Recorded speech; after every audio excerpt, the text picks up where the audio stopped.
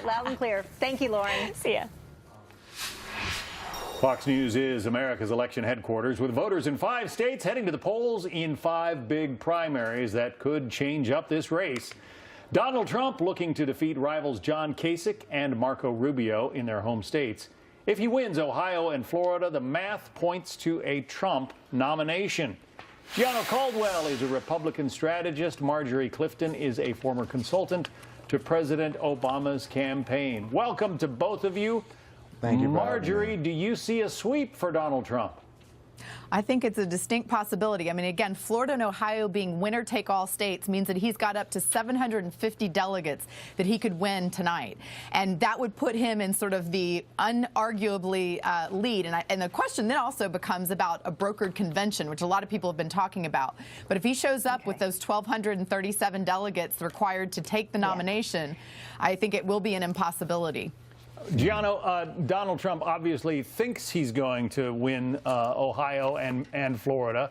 He canceled one of his Florida appearances recently to put on that rally in Ohio. Is he nervous about John Kasich, and what happens if he doesn't win Ohio? Well, I'll be honest with you, it's not just Donald Trump that believes that he's going to win and kind of lock this thing up. It's the pundits and the analysts that happens to agree with him as well. In every state that's going to be voting today, Donald Trump is ahead. With the exception of Ohio, he's only ahead by 2 points, which you can consider that a statistical dead tie. Now, Donald Trump has proven that he's a guy that wants to take it all. So going to John Kasich's home state of Ohio is a good idea for him to do, and it's a possibility he may be able to take that state, which is a winner-take-all state. Marjorie, a lot of Democrats say they would rather run Hillary Clinton, presuming she's the nominee, that they would rather run Hillary Clinton against Donald Trump than, say, a John Kasich. Do you agree? Absolutely, because Kasich does run in that little more centrist territory, and where I think a lot of voters might turn out for Trump is as many might turn out in order to keep him from getting the nomination as is in support of him. So when you're advising on campaigns, one of the things you say is that people who don't like the opposing candidate can be as compelling to turn out voters as people who do like the candidate they're voting for. So I think that is what the Hillary campaign would be banking on, is people's dislike for Trump compelling them then to vote for her. But Trump... I would absolutely disagree with what Margie just said. We see that a poll came out showing that if it's Hillary Clinton and Donald Trump in a head-to-head contest, 20% of Democrats go over to Donald Trump. What we do know is the Democrats has a playbook to run against Ted Cruz, Marco Rubio, and any of the other candidates in the race, with the exception of Donald Trump. He's an unconventional candidate, and Hillary Clinton really doesn't want to go up against Donald Trump because he doesn't live by a code. What about that, Marjorie? I mean, Trump says that he is expanding the Republican tent, that all kinds of blue-collar Democrats, maybe the Reagan Democrats, are flocking to vote for Trump.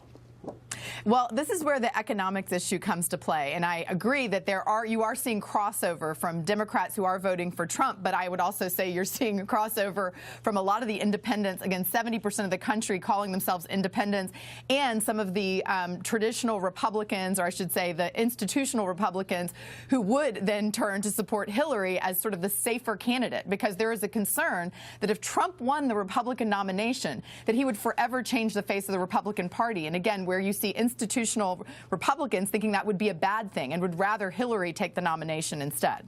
Gianno, I know that you did some advance work for Mitt Romney's campaign in 2012. Mitt Romney was campaigning for Governor Kasich in Ohio. He hasn't made an endorsement, but just the fact that he was campaigning for the guy speaks volumes, doesn't it? I think it does speak volumes.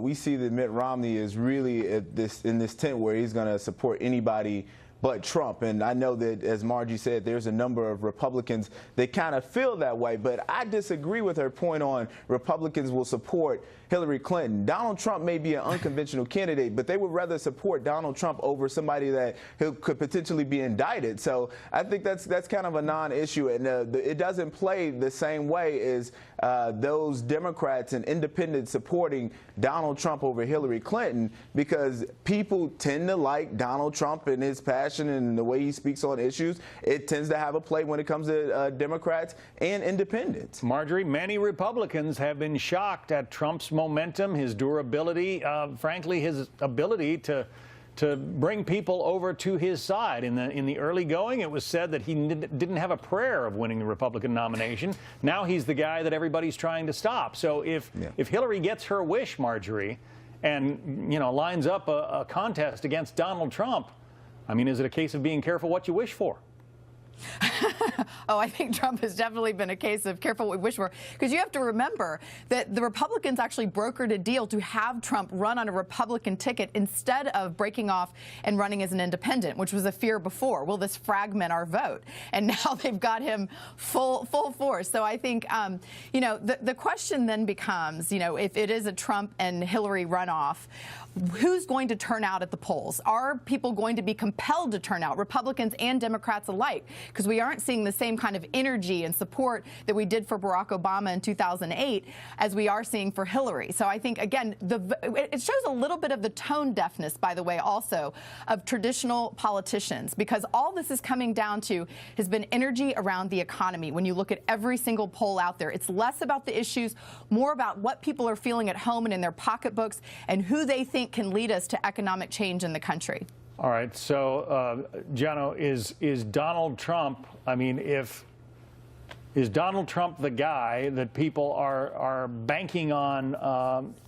If Marjorie's right, if the economy is issue number one, is Donald Trump the guy who represents economic change, or is this Make America Great slogan again, Make America Great Again slogan, is it about more than jobs and economics? Well, I mean, what we see is Donald Trump has been running on an economic populist message. He's a billionaire who happens to appeal to blue-collar workers. I mean, he's talking about jobs going over to China and these other different countries, and there happens to be a number of folks that agree with that. We've seen a lot of jobs in manufacturing have went over. Ford is building a plant over in Mexico. So, yeah, when we're talking about these kind of issues, it counts. It's impactful. With Hillary Clinton being a person who's being seen as being bought and paid for by Wall Street, getting all these money for these different speeches, people don't trust that. They don't see her as an authentic candidate, and that's one of the problems she has. It's not just, say, working class voters. It's also the youth and women. She's having problems all over the place. And Donald Trump doesn't seem to have those same set of issues in the way that she has them. You'll see what the voters say today. It's going to be a fascinating race to watch. Gianno Caldwell, Marjorie Thank you for having me. Thank you both.